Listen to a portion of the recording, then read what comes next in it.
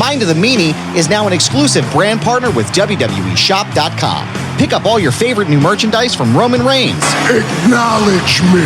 Cody Rhodes. I have to finish the story. LA Knight. Let me talk to you. And more using our exclusive link in the show notes. Click below and show your support today for your favorite WWE superstar at WWEshop.com. Yeah.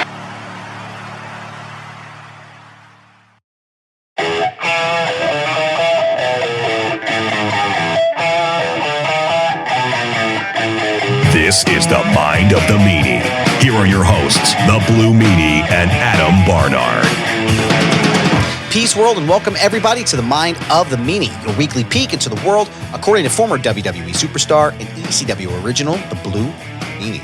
Cover wrestling, music, movies, sports, and lots of useless knowledge, all contained in the Mind of the Meanie. I'm your tour guide, Adam Barnard, and he is the birthday boy, the Blue Meanie. Meanie, what's on your mind? Man, yeah, well, a little inside baseball. We're recording May 17th, 2024, the day before my birthday. When this drops on a couple days after my birthday, but thank you, sir. Of course. Yeah, so people, just so we don't throw people off Monday morning, going, I thought it was the 18th. But, no, it is the 18th. Yep. Same birthday as John Pope Paul, the whatevers, the good Pope. JP2, the sequel, right? Yeah, he was the good Pope. From the, I usually don't talk religion, but, hey, he was the good Pope. He was my Pope. He was the good, the Papa, the Dirty Puppy, the good Pope, eh? Like Bob Backlund was my champion. Fucking, growing up, when you start watching wrestling, Bob Backlund was champion. He was my champion, Yeah. But, I'll be 51. Wow. So, but as a Van Halen fan, it's, 5150. So hey, there you go. Listen, it's there. Maybe we'll call the episode that. Let's call the episode Meanie's birthday 5150. I was just gonna say I had JP2 the sequel, but I think Meanie's birthday 5150 works better. Being a Van Halen fan. Do you want to dash there, or do you want to slash? Do you want to dash? How do you want that set up? Do a dash. You got it. I'm there. So speaking of who else is here, the Pod Squad's here today.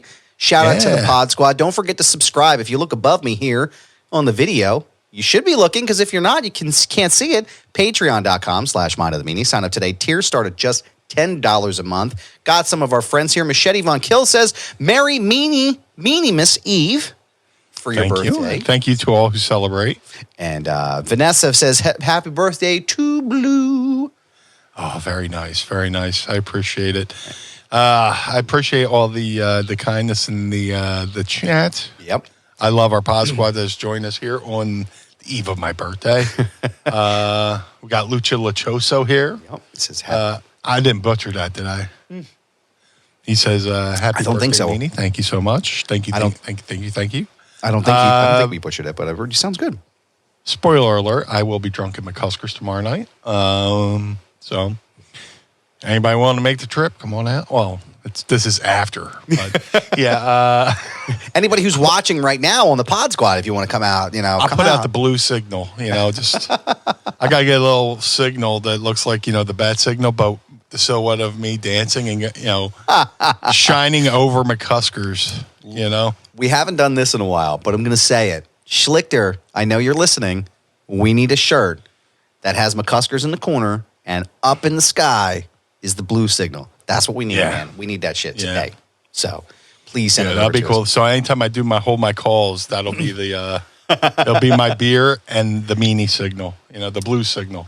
Lucha said, you nailed it. So great job, Thank you, man. I want to just comment real fast. For the longtime listeners and viewers and Pod Squad members, we should do our video a little bit differently. And now we're set up here. We're still a work in progress, but we're set up here in a new streaming platform with StreamYard. So we're able to be a lot more functional and a lot more interactive with you as you watch. So it's just another reason to join us at patreon.com/Mind of the Meanie, so you can be part of this and enjoy the show with us. But speaking at the top of the show, I wanted to mention something real fast, Meanie. Yes, speaking of someone who wants to be a part of something again, I heard some news. What's that? Jesse the Body Ventura allegedly now, is in talks again with WWE, and I wanted to know what you thought about it. Jesse the Body Ventura. Well, let me tell you about Trump steaks.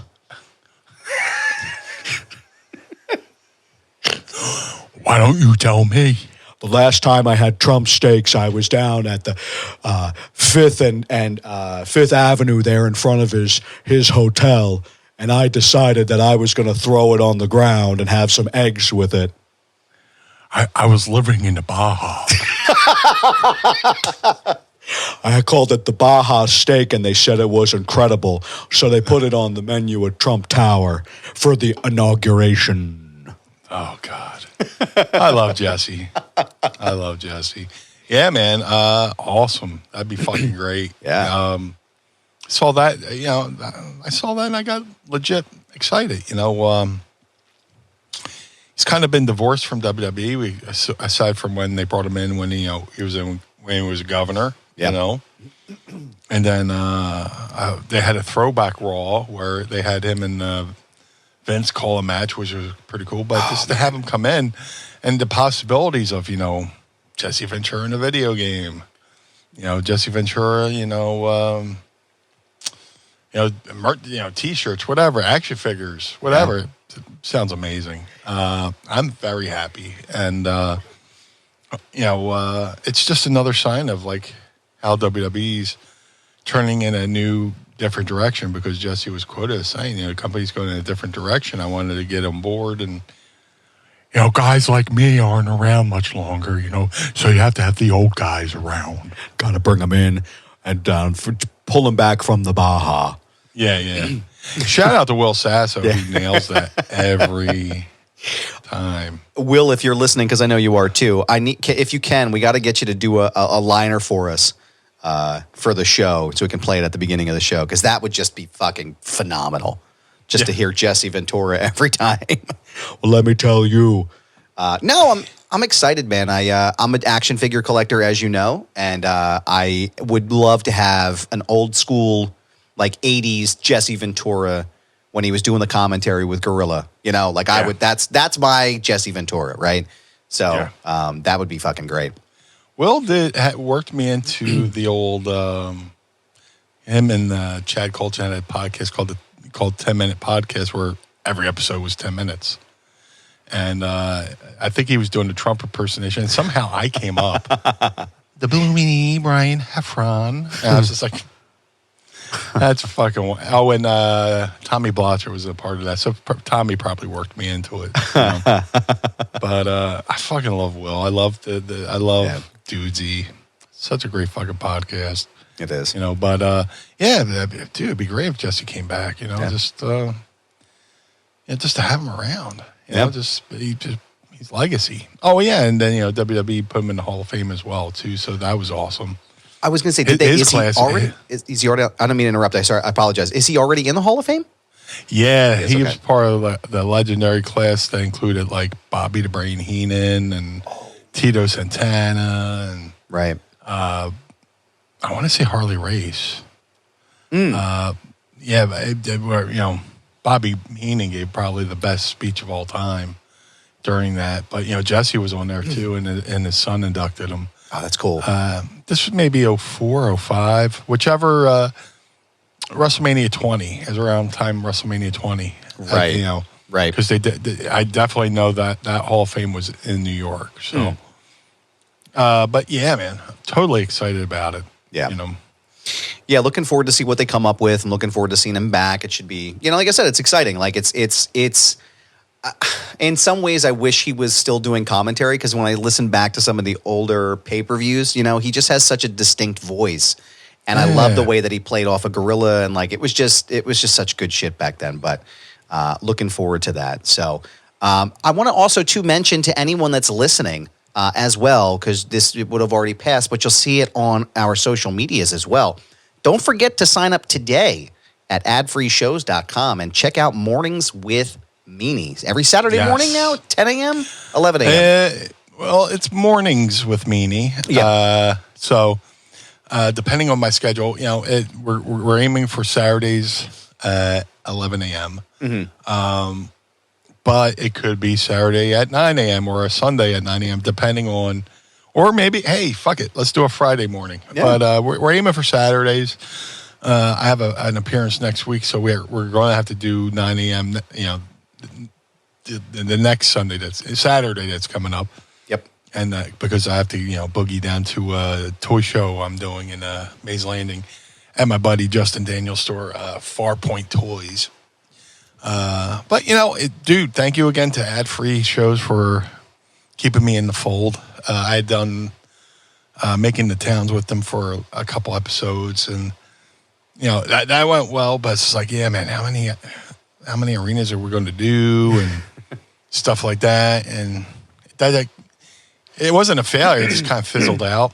Right. But they approached me about doing this, and basically, it's just going to be me talking about things that happen during the week and offering opinion and try to be entertaining as possible. Yeah. My biggest fear is, and to be honest, the one thing that's kept me from doing a podcast is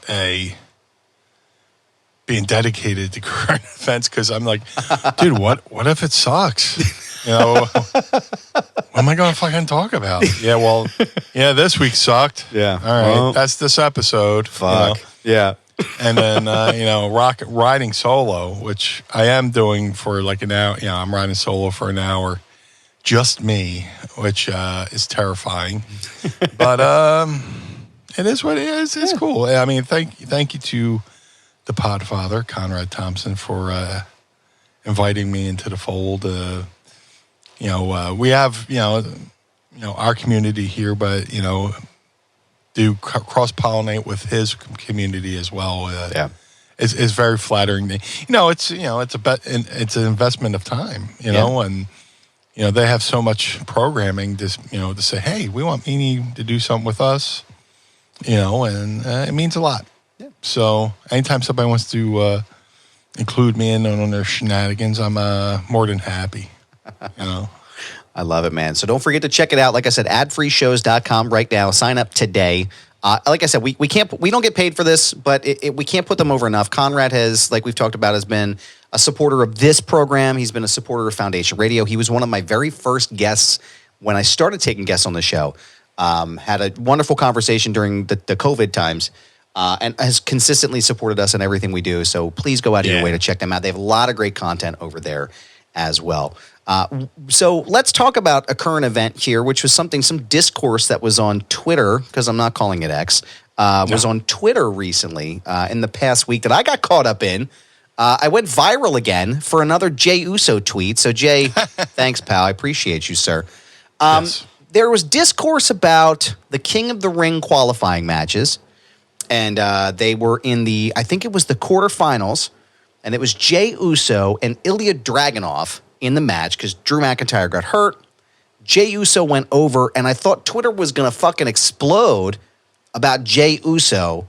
And I just found it to be a little unnerving because we've all been rooting for this guy for 3 years, but now that Ilya comes up and they want to see him and they want to see Gunther and him fight in this Raw match for 20 minutes. And I wanted to get your take on it and see what you thought. If you kept up with any of the Twitter stuff on the Hellscape Bird app and see what you thought about the Jey Uso discourse.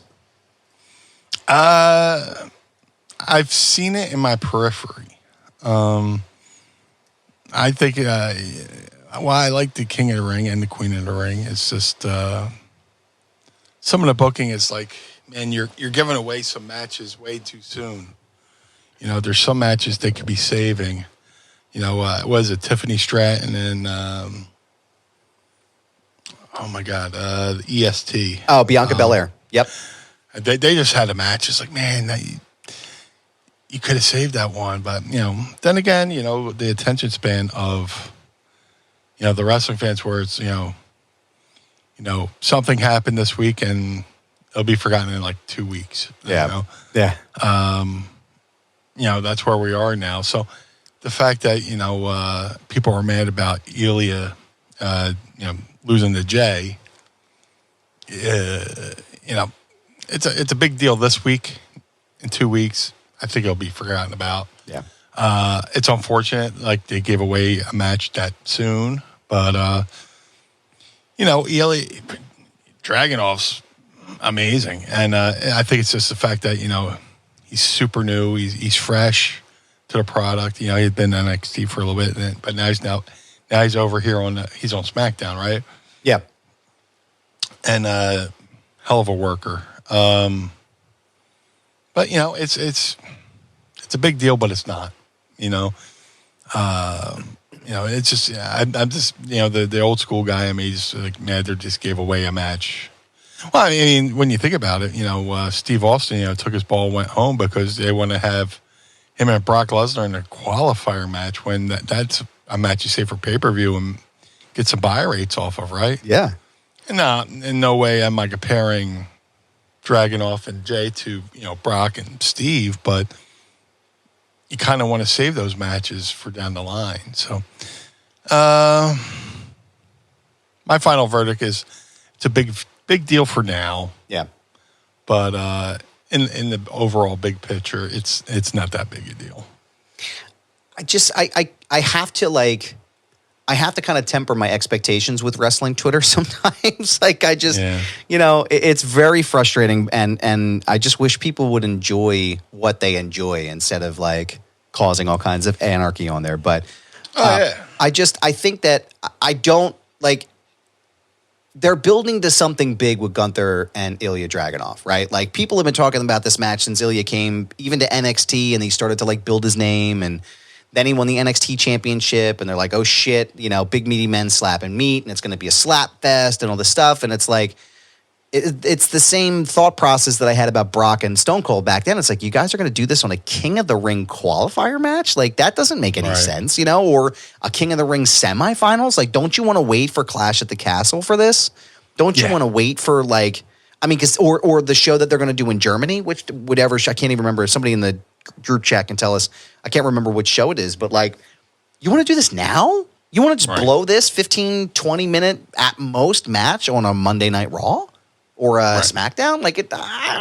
Not even in a Saudi show. I don't know. I just let it play, let it breathe, let it continue, and then let's see what happens from there. But no, I again, it's the flavor of the week. You're right. They're going to be angry about this for a little bit, and then oh my God, that's the other thing is, oh my God, they're buried, and how do you feel about that when people say that people are buried? What's that? I said, how do you feel about that when you hear that? Yeah. Is that what they said? Yeah, they're like, oh, Ilya's done. He's buried and he's over. He's never coming back. It reminds me of my favorite Nirvana song, where the lyrics go, he's the one who likes all our pretty songs, and he likes to sing along, and he likes to shoot his gun, but he don't know what it means. Don't know what it means. And that's, wrestling fans. And I'm not shitting on wrestling fans, but no. They like to chant along, and they like to say all the fancy insider words, but they don't know what they mean. Yeah. Losing one match is not getting fucking buried. If that's getting buried, fucking bury me. Jobbing out to doing a job to Jey Uso on national TV is not being buried. If you want to bury somebody, you leave them off TV. Out of sight, out of mind, and you don't give people a chance to get outraged. That's burying somebody. You can, dude. I've lost more matches than I've won, and yet people are still very kind to my memory. So it's just about moments. Wins and losses. Yeah. You can say, oh, they mean something. Not really. So, I mean, Ilya's not buried. He's not going to, spiral downward. It's just a match for a tournament. And, next week, I wish, I agree that I wish they would hold off him and Gunther. Yeah. Let that shit marinate for a little bit. Let that simmer. Let that build up. But yeah, it just it drives me nuts. Kayfabe's dead. Kayfabe ain't dead. Yeah, come on. 70,000 people didn't travel to Philadelphia for WrestleMania 40 because they knew who was going to win the matches. Right. They came to see who they thought they were going to win, who they wanted to win, and who they wanted to lose, and get lost in the magic, Yeah. It's just silliness. Just silliness. It's like, and also too, like the other part that fucks me up about this too is we're being completely dense about the fact that like Jey Uso's a fucking star. Like the dude is over as hell. Like you saw the show, where was it? France with the lights and shit. And then they're doing it here now. Yeah. Guy's a fucking star. Like there's nothing wrong with this, with him going over. There's nothing wrong with him taking a win in this match, beating Ilya Dragunov. They're planting the seeds. If you watch it, they planted the seeds there for him and Gunther. It's not going anywhere. It's just ridiculous. It's nonsense. I'm gonna throw it to the pod squad here. Lucha Lechoso. I hope I didn't butcher that. Wrestling fans turn me off from wrestling. Sit back, shut up, and let them wrestle and see where the story goes. I mean, I don't necessarily think I would. I like that people have opinions on this, right? And I like that people say things and like what you like. Some people like New Japan, some people like WWE, some people like AEW, whatever it is. But like the toxicity sometimes is just so much, man. It's just so over the top. It drives me nuts. Banter is one thing, discourse. Going back and forth, like how I would go back and forth with like I'm an Eagles fan, so I go back and forth with Cowboys fans. But right. To say, if the Eagles lost to somebody, those fans annoy me too. Oh, the season's over. Yeah. The season's over. It's like, shut up. It was one loss. Baseball, there's 162 games. The Phillies lose. Oh, that's it. Season's over. Season's over. Dude, there's 162 fucking games. Yeah. Chill the fuck out. But, just, I don't mind, fun banter back and forth, but just when it comes to, I'm canceling my subscription. I'm never watching Raw. I'm not ever watching Raw again until next Monday at 9:00. Me and my friend Mark. Yeah, we're gonna watch. Yeah. Yeah.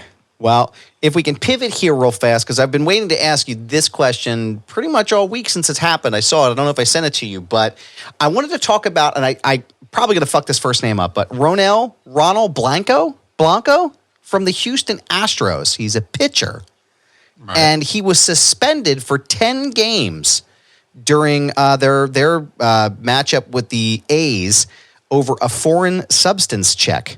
They said that he was using rosin, I believe is the name of it, that they put on the glove or the ball, and they thought he had too much on, or maybe his hands were sweating. And they said that it was the manager, Joe Espada, said that he told reporters after the game that it was sweat mixed with rosin in his glove, and pitchers are not allowed to apply rosin to their non-pitching hands, which triggered the ejection. So he was suspended for 10 games. I want to know your thoughts on that. Hey, I mean, I swear I see guys doing stuff all the time, and you can never pinpoint it down. But it must have been egregious for somebody being expelled like that, and 10 games is pretty stiff. Yeah. Yeah, I don't know. Is it like? Well, I'm sure it's 10 games as in 10 days. Not 10 weeks. They pitch once a week. 10 weeks would be kind of stiff too. But that would be excessive. But it had to have been pretty bad for them to A, notice, and then B, fucking cost them 10 weeks. But I was just talking to somebody about back in the day they'd find nail files on guys or Vaseline on the brim of their cap or whatever to get to like an edge. In a way, maybe I kind of admire it that people are still trying to do gimmicks to the ball to right. I guess it would help you gain velocity or something like that. But yeah, kudos to him, I guess. Like I don't even really know what the point of rosin is. I don't know. Rosin is like. Because when rosin was the stuff you put on your hand to make your hand dry, like the bag behind the pitcher's mound is a rosin bag. I think you pick so. that up. Unless you're talking about, is it rosin or was it pine tar? I'm looking it up right now. I'm hitting the old Google machine here to see what rosin is. Yeah, because rosin should be like chalk, like the bag they do it to help dry their hand out, and then they wipe, the excess off on their pants. You're right. It's a bag of rosin powder that sits near the mound, and they put it on their pitching hand to manage sweat and grip the baseball. So it sounds like he used it on the hand in his glove. Oh. That's what it sounds like. So well, that makes it just weirder. Right, and he says in his when he was talking to the press or whatever afterwards, he said, I didn't know that I wasn't supposed to do that. Well, like, dude, you're a dude. Right. Come on, like, that's bullshit. I don't know. Dude, why would you do that? Like, what would be the point of doing something like that? That's ridiculous. But then again, that is weird. Why is it a substance that's allowed to be on a bag behind the pitcher's mound? You're allowed to put in your hand. How come you can't put it on your non-throwing hand? I mean, how's that like an advantage? I hopefully somebody who knows baseball better than me who can chime in and let me know why having rosin on your non-pitching hand when it's perfectly good for your throwing hand is illegal. That doesn't make sense to me. Yeah, if you're listening and you know why, you can kind of give us context on this. Maybe Matt from Dover, he can give us a little rundown of it and let us know. But I don't know. I have no idea. But it's like the umpires have been kind of wild recently, man. Like, Angel Hernandez is the fucking worst. Oh, God. There's like, I keep watching those highlights and balls are clearly in the fucking outside the strike zone being called fucking strikes. It's like, dude, if I sucked that bad at my job, I wouldn't have a job. It's crazy how bad he is at his job. Like, I cannot get over. Every time he's on screen, I'm like, fuck, this game is going to be the shits because he's going to call shit that is the opposite of whatever it is, and it's going to be terrible. But I'm looking at some of these. There was 2 like big ejections recently. Yankees manager Aaron Boone was ejected because the umpire thought that he was heckling him, and it turns out it was a fan, and the cameras were on him. Yeah, that was a little over the top. That was bizarre. Boone clearly didn't say anything, and I mean, come on, man. I'm sure you know what Boone's voice sounds like, right? So it's just, I don't know how. I wish there was like a rating system for these umpires, just to, where I'm sure there is, but just the league's got to look at that and go, man, this is fucking embarrassing. How did this happen? How can we allow these guys fucking make the viewing experience of baseball fucking worse? Right. It's all about, you don't want the fans to, question baseball, Our people already think, the NFL's rigged, they're making jokes about the NFL script and all this, that, and the other thing. Do you want people wondering if, the umpire's on the fucking take? I mean, they already do, in some instances, when you see certain calls, I mean, fucking Angel Hernandez should be a billionaire by now if he was on the take because his calls are so fucking bad. But yeah, Booney getting called out because a fan heckled is just so ridiculous. It's so bad. It's why, MLB will probably take a backseat to football, year in and year out. I love baseball, but, football, dominates the landscape so much so that, they just did they released the NFL schedule for each individual team, and sports talk radio was talking about a schedule release instead of, in Philly, they weren't talking. I mean, you normally talk about the Phillies, but sports talk for the last 3 days has been the schedule release. Wow. For something that's not even happening now. It's happening, in September. And it's stuff like this that baseball will always take a back seat because of obviously bad officiating. Yeah. Obviously bad officiating. That's crazy. I didn't know that they were doing that already. And it's like the what fucked me up about the Boone ejection was the fact that like the cameras were on him. They were literally viewing him because the umpire had come over and said something to him, and I don't know if Boone was actually popping off or not. And then the camera was still focused on him. And then the umpire, Hunter Wendelstedt is the umpire's name. He turned around and threw him the fuck out of the game, and he's like, I didn't say anything. And the other umpire, I don't know if it was third base or first base, comes over, and they're like talking to him. The guy was defiant about it. It's like, bro, you're fucking wrong, man. Yeah. You're fucking wrong. Like, just take the L on this one. Let him come back in the game and stop fucking up. And that happened to the guy, his name is Skip Shoemaker, the Marlins manager. The same thing. He said he was over there. So he was during Miami's game to the Detroit Tigers.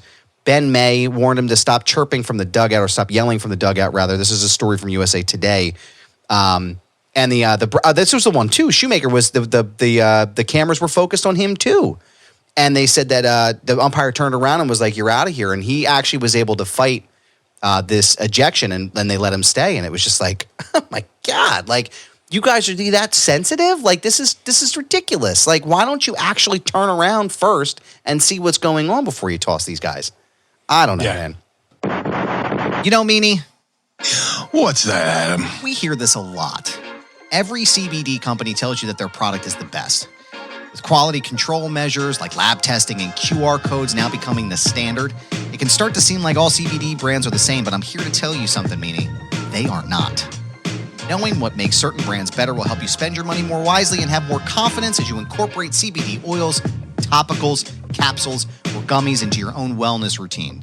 And that's why we're proud to partner with Green Road CBD as an official sponsor of Mind of the Meanie. And Meanie, I know you're a longtime user of Green Road CBD. How has Green Road CBD helped you in your life?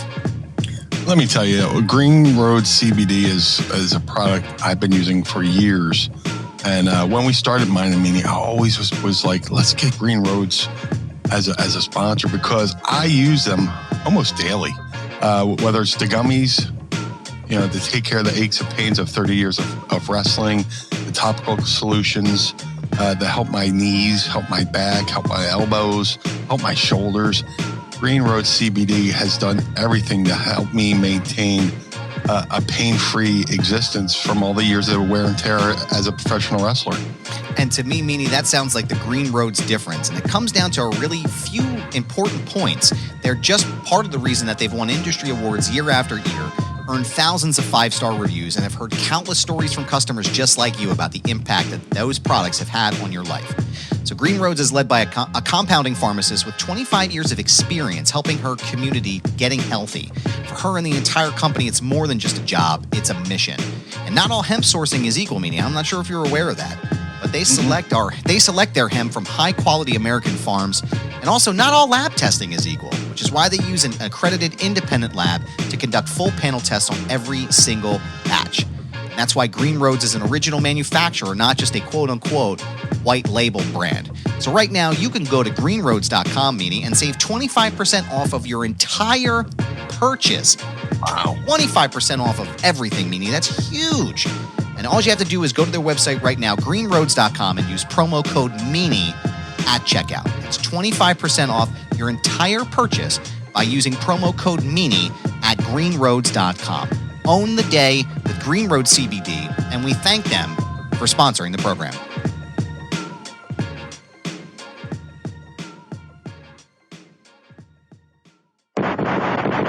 I mean, you're around these you're around these managers long enough, you should know their voice. Yeah. The guy literally just heard the guy say something, turn around and admonished him, turn back around. If the voice doesn't even sound the same,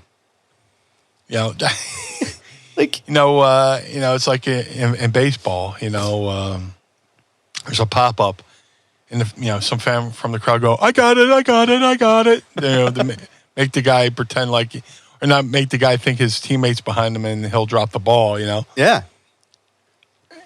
Nobody's ever fallen for that, right? No. So it's just like, how could you not know that it wasn't Boone? How did you think it was Boone? So, yeah, it's just, it's fucking stupid. It just really is. It's just, and I love baseball, but, dude, right now, while we're doing this show, I have the Phillies game up on my phone. Oh, nice. Just to see what's going on, thanks to the magic of YouTube TV. And, I'm a sports junkie. I love it. But football will always dominate the landscape. Because there's not as many games, so each game means a lot. Yeah. If you lose 2 or 3 baseball games, you're like, oh well, there's 162. Football's got 17, which I think it's probably going to go up to 18 games. They're flirting with the idea of doing 18 games and doing away with one of the preseason games, which I'm in favor of, but, that's, the opening season's just become glorified preseason anyway. Guys are just getting, used to playing with each other. So, Yeah. It is what it is, but, just, it's shit like that. Angel Hernandez and, these questionable calls where you're like, come on, man. Jesus Christ. It's like, and then I saw something in the stands the other day too, where there was like nobody in the outfield. There was like, I think legit, and I'm not even making this up, I think there was probably at most 15 people like scattered through center field and the outfield that way. Was that Tampa? I think it was Tampa, if I remember correctly. Yeah, it was a video I saw. It was somebody hitting a home run or something, and it was like there was nobody out there. I'm like, what the fuck? Like, you're not making. You're just like, there's so many things. Again, like even when I was a kid, I was a baseball junkie. I fucking loved baseball. It was life, man. And then I think it was the '94 strike around the series that like. As a kid, for whatever reason, it was just like, oh, fuck this. Like, it just turned me off. And I was like, and also Joe Carter's fucking home run. So, by the way, fuck you, Joe Carter. So you fucking rotten bastard. But, actually, I don't know. Can we be honest and say that Mitch Williams probably shouldn't have been pitching at that time, even though Kurt Schilling's kind of a fucking dickhead? Yeah. Oh, my God. What's the guy's name? That was pitching.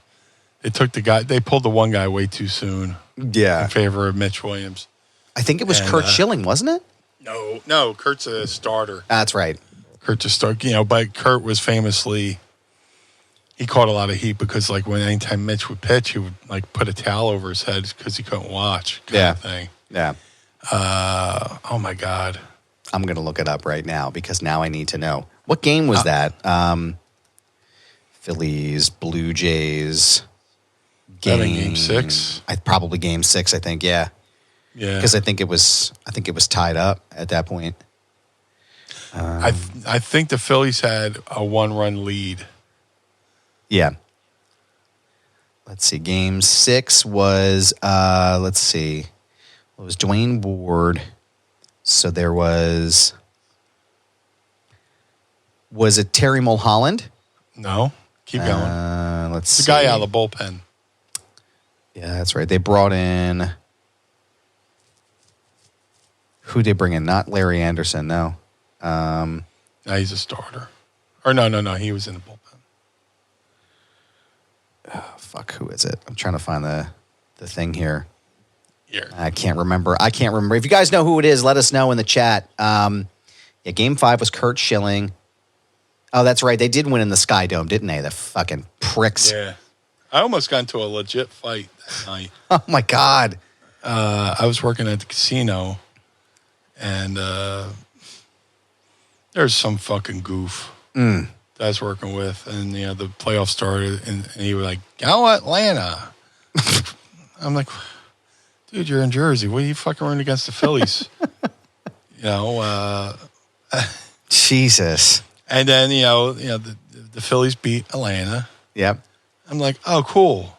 We'll never hear. He'll shut the fuck up. He goes, go Toronto. I'm like, dude, I'm going to fucking murder this motherfucker. So, the game gets a little fucking tight.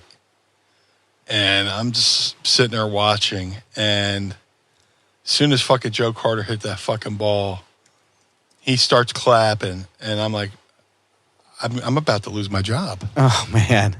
And it was the beginning of my shift. We hadn't even, gone out yet. And, it was just about to fucking start my shift. And what a fucking shitty way to start an 8-hour shift. You know what I'm saying? Yeah. No, I believe it. Oh, here, my God. I got the list here. So it's Terry Mulholland, Roger Mason.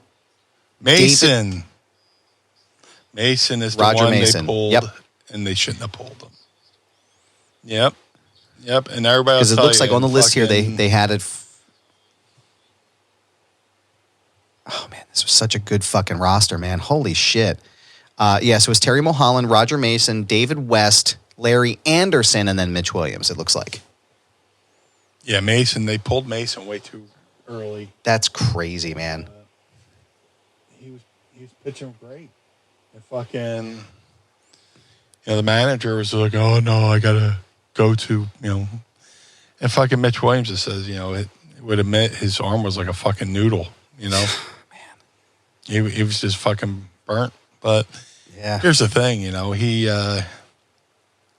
Mitch took it like a champ. And, people egged his house and threw, toilet paper, all that stuff. And he kind of went away for a little bit. And then, he started resurfacing in Philly around 05, 06.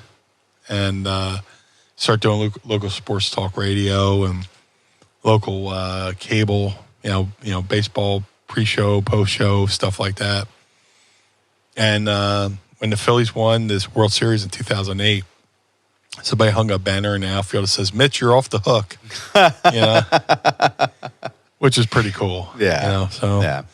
But, that 93 Phillies team, man, that I did an article for Sports Illustrated where I compared the 93 Phillies to, the ECW roster. Just a bunch of misfits. No other team won it, and they just kept your lightning in the bottle. And they went to the World Series and all that stuff, and but still came up short. ECW was a bunch of misfit throwbacks. No other team won it. Yep. But they went from being worst to first in the NL. Worst to first, and made it all the way World Series, and just like the TNN deal did ECW and the juggernaut, the Toronto Blue Jays, which was like murderer's row of free agents that they signed. They had Ricky Henderson and just fucking goddamn. The Toronto Blue Jays were the TNN to ECW's. They were ECW's TNN or whatever. Yeah, you know what I'm saying. Yeah, I know what you mean. Yeah. But yeah, the fuck. Now, fuck the Toronto. I have a friend from Toronto. He said he met Joe Carter out in the wild somewhere. He said he was such a dick. Yeah. He's just like here I am getting angry again. Yep. Spit on him. I'd spit on his fucking feet if I ever met him again. Or if I ever met him in person, I'd spit on his feet. Joe Carter. Fuck you. Now I have a question for you. It's an important question before we get to the big question that I'm going to ask you at the end of the program. If Lenny Dykstra was anyone from ECW, who would he be? Jesus Christ. I mean, because, Kurt Schilling was like Shane Douglas. Jim Eisenreich was like a Lance Storm. John Kruk was Balls Mahoney.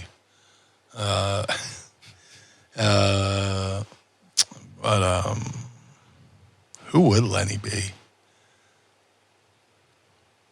Probably New Jack, right? No. No. That's a great question. Well, then again, I'm thinking of Lenny Dykstra now. Right. Yeah. You'd have to get back on me on that one. You have to get back. I mean, because he legit was one of the best, fucking players. You have to get back to me on that one. We'll keep that in our back pocket for next time. Like a thing of rosin on our non-pitching hands. Yeah. Well, Blue Guy, I do actually, if you will, sir. Yeah, of course. I have another question for you. Yes. Are you ready to ask Meanie? I would love to. It's time to ask Meanie anything. Ask me something. This is a drizzling shit. Don't forget, tweet us your questions. Kid swearing is funny. Don't forget to tweet us your questions using the hashtag AskMeanie, and you may hear them on the program every week. We appreciate you for sending in all your questions all the time. Our first question this week comes from our friend Carlo Carlson. Oh. Makes our great, our fantastic photoshops for our shows every week. He says, hey, Blue and Goob, have you guys seen professional pillow fighting? No.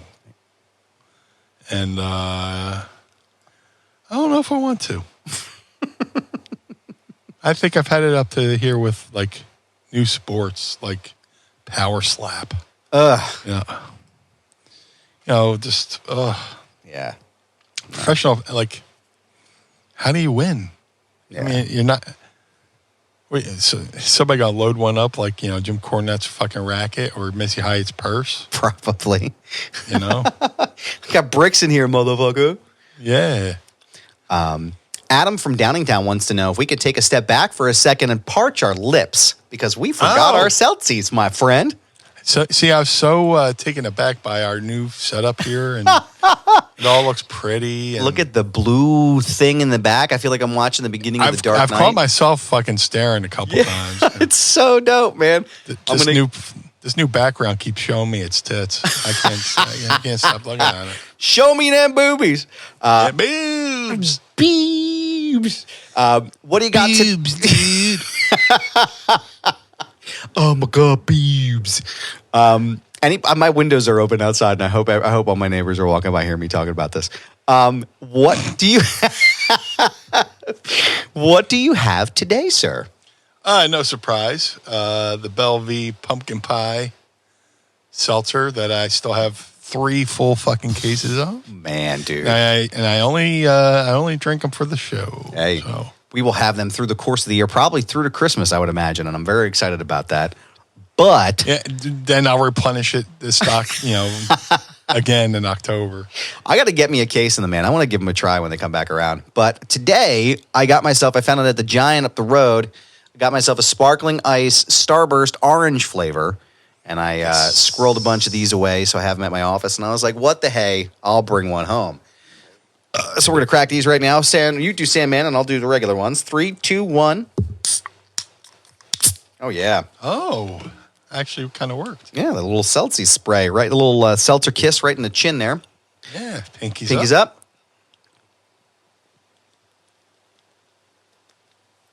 Oh, man. Man, it's good stuff. Tickled an itch I couldn't reach. Yep. Got right up my nose there. I will go out of my way to find these Orange Johns, and I think I bought like 12 of them today. Nice. I went to the store this morning after the gym, and I was like, I'm fucking buying them, as many as I can. So, all right, Matt from Dover wants to know, do you think the Phillies can keep this up all year long? Well, as they just won 4-2, they just beat the Nationals, so, cue up the Harry Callis I Hope song. Yep. Yeah, why not? I mean, here's the deal with the Phillies. A lot of people tell me, oh, man, they're doing good. Last year, the Philadelphia Phillies lived and died by the long ball. Home runs. Yep. Hit a bunch of single home runs, right? Never mind the fact that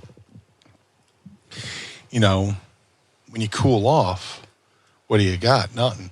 Right. And then they had their playoff run last year, and they faced the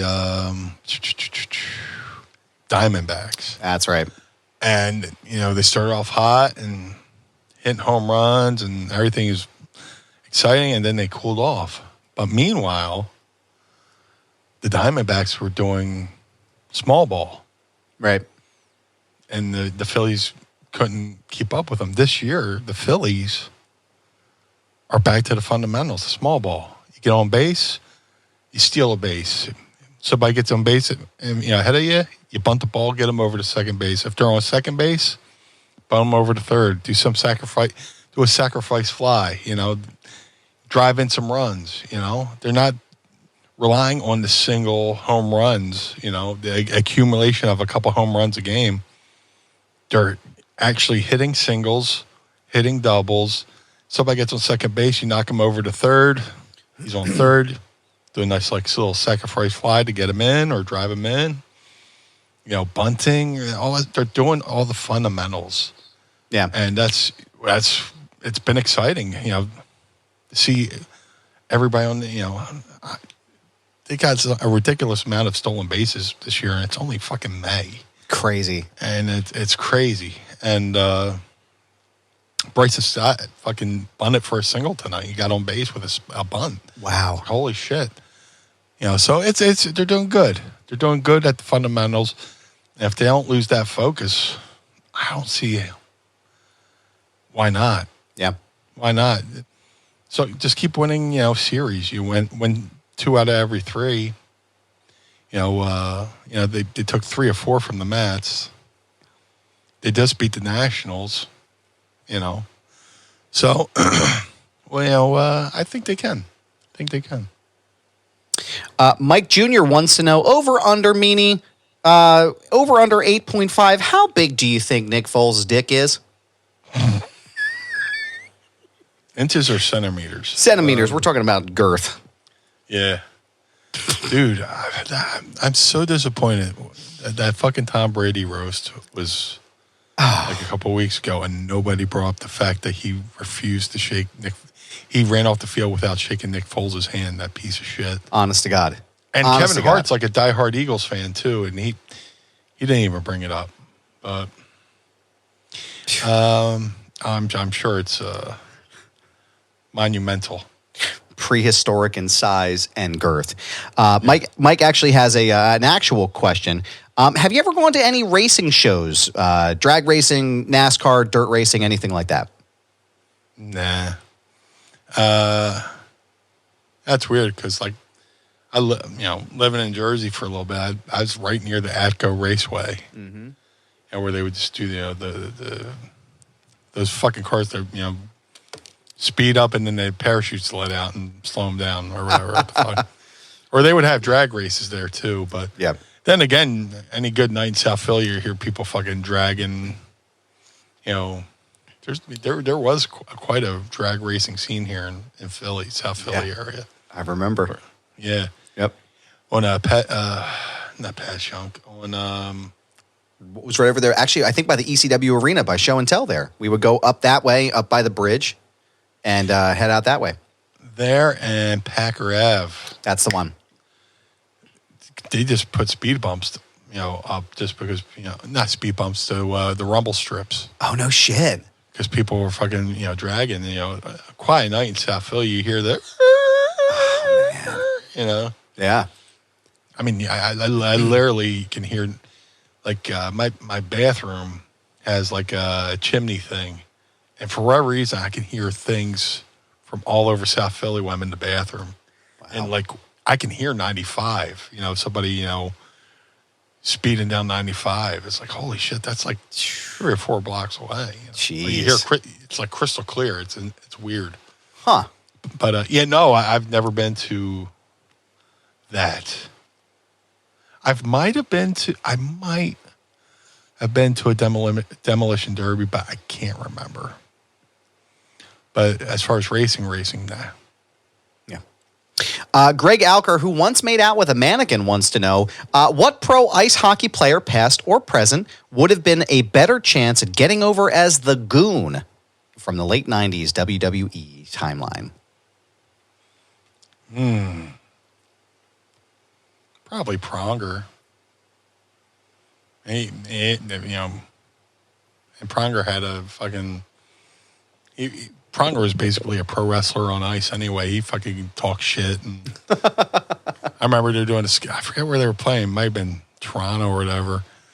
And he took one of the fucking pucks off the ice that, the player wanted to keep or something like that. And he went in the locker room and threw it in a fucking trash can just to be a dick. Oh, man. Total pro wrestling, heel stuff. He's a babyface to me, but he's a heel to everybody else. But probably Chris Pronger. Because he already had that pro wrestling mentality. Who's the guy from the Flyers who's missing all of his teeth? Is that Bobby Clark? Yeah, he looked like Buster Brown. Yeah, with the fucking 100 missing teeth in the middle there. Yeah, he would do the wink, into the camera, kind of like Buster Brown with his dog, in the shoe store. Yeah. Yes. That is all of our questions for this week. We want to thank you all for sending the questions in to us each and every week. You can use the hashtag AskMeanie, and you may hear them on the program. Meanie, I want to thank you, sir, for doing the show each and every week. Do you like my World Series hat up here? Where am I at here? Nice. Yeah, I got that right there. It's a nice little touchy, grabby one. That's my favorite. Got to get a new one here. And also, too, I'll have you know, there's a blue guy right behind me here as well. You're one of your action figures there. So we appreciate you guys, and we appreciate you listening and sending us your questions. Like I said, don't forget to use the hashtag AskMeanie, and you may hear your questions asked on the program. Meanie, I want to know where everyone can keep up to date with all things blue when they're not listening to the program. If you would like to follow Blue Meanie on all forms of social media, that's Facebook, Twitter, Instagram, at Blue Meanie BWO on all forms of social media. If you would like to support the Blue Meanie, go to prowrestlingtees.com/Blue Meanie. If you would like to support Mind of the Meanie, go to prowrestlingtees.com/Mind of the Meanie.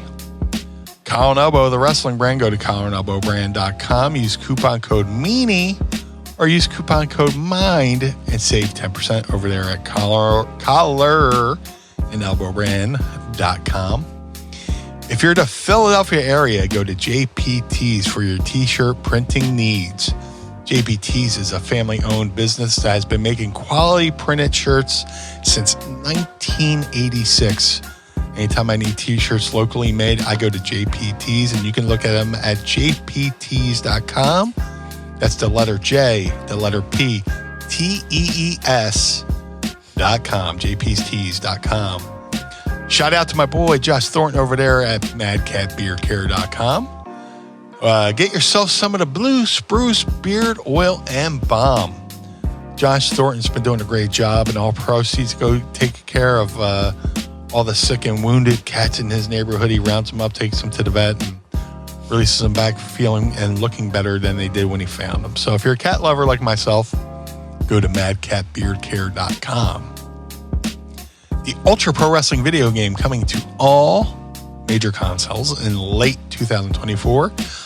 Ultra Pro Wrestling contains not only original characters by the amazing Hal Haney, but many real-world wrestlers, including myself and many others I'm trying not to spoil.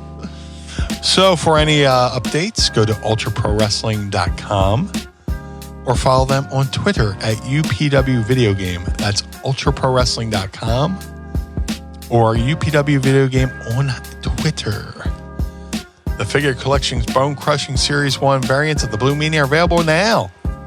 All Series 1s can be ordered now at shop.figurecollections.com. That's shop.figurecollections.com. Type Blue Meanie in the search bar and pick either regular Blue Meanie or BWO Blue Meanie. Either way, there's no wrong choice.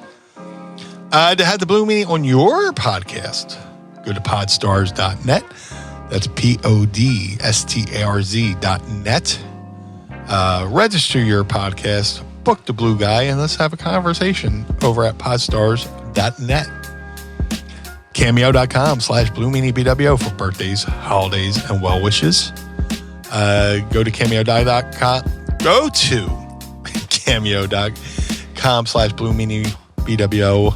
Let's make somebody's day a little bit brighter over there. You know, I did a couple weeks ago, and one of the feedbacks was my mom didn't know who he was, you know, when she saw the video, but now she's a fan, and that's the ultimate compliment anybody could, pay.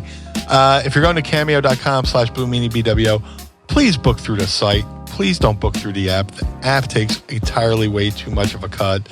It's really not fair for people spending their hard-earned money over there, cameo.com/Blue Meanie BWO. But enough of that, Mr. Barnard. Where can we find you, sir? Well, thank you, sir. I appreciate that. You can find me on Instagram, Twitter, TikTok, and Threads. I'm starting to use Threads a lot more since Twitter's a fucking hellscape. You'll find me at This Is Goober. Yes, it's my handle. No, I'm not changing it. It's a brand, pal, so you can find me there. You can also listen to my other show, Foundation Radio, by going to foundationradio.net or subscribing to the YouTube page at youtube.com/@FoundationRadioPod.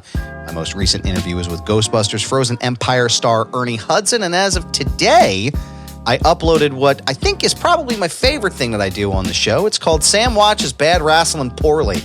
So the executive voice of Butts Carlton Media, Sam Krebs, I force him to watch the shittiest wrestling we can possibly find, and he rates it on his prestigious Krebs rating scale TM, or the KRS-TM, modeled after Uncle Dave's 5-star rating scale. So this most recent upload was from Survivor Series 1994 with the Royal Family with Jerry the King Lawler and Clowns R Us with Doink the Clown. It's pretty bad. So go ahead and watch it right now at youtube.com/@FoundationRadioPod, ProWrestlingTees.com/FoundationRadio, ProWrestlingTees.com/Mind of the Meanie. Pick up a t-shirt and keep the lights on at Casa DeMeanie and the Barnard Home for Wayward and Troubled Youth. Shout out to the homies at the 10th Ward Barbershop in downtown Lawrenceville, on the outskirts of Pittsburgh. Schedule your appointment today with Kane, Jordan, and the rest of the team. Schedule today, the 10thwardbarbershop.com. Also celebrating their 5-year anniversary. They also have some pretty rad merch over there right now, which I'll be repping as soon as it gets to my house here. It's 10thwardbarbershop.com. Don't forget to go to patreon.com/Mind of the Meanie. Sign up today. Tiers starting at only $10 a month. You can join us and see our brand new setup and our beautiful faces every single week. And if you look over here at Meanie's, above Meanie's head, you can go to youtube.com/@Mind of the Meanie. Subscribe today and become a part of our squad. We have a lot of cool shit coming down your way. This new stuff is just the beginning. And don't forget to find us on all your social medias, at Twitter, at Instagram, and I think we're on Threads. Mind of the Meanie. Follow us there and keep up to date with everything we have going on. Meanie, I want to say thank you again for doing this program with me each and every week. We appreciate you. Thank you, sir. I want to thank the Pod Squad again for joining us every week. They get us going, keep us moving here with all their questions and all the stuff that they bring up on the show. It's very interactive, so I hope you'll join us on Patreon. And I want to thank you for listening. Leave us a 5-star review. Leave us a review on YouTube. Tell a friend. Tell somebody that you see in Wawa. Be like, yo, cuz. Listen to the show because it's fucking fantastic. For the Blue Meanie, I am Adam Barnard. Join us again each and every week as we take a trip through the mind Blue world order. of the Meanie. Peace. Blue world order. This episode of Mind of the Meanie is hosted and executively produced by the Blue Meanie and Adam Barnard. It was mixed and engineered by Carl Pinnell. Additional narration is provided by the executive voice, Sam Krebs. That's me. Our intro music was performed by the Swamp Candles. Our outro music was performed by Chikara. Additional musical accompaniment is performed by Enrichment. Follow us on Instagram and Twitter, or X or whatever, at Mind of the Meanie, and become part of the Pod Squad by going to patreon.com/Mind of the Meanie. Find our entire show archive at mindofthemeanie.com. This has been a Butts Carlton media production. Butts Carlton, proprietor. Blue world order. That was Blue Meanie's brain out.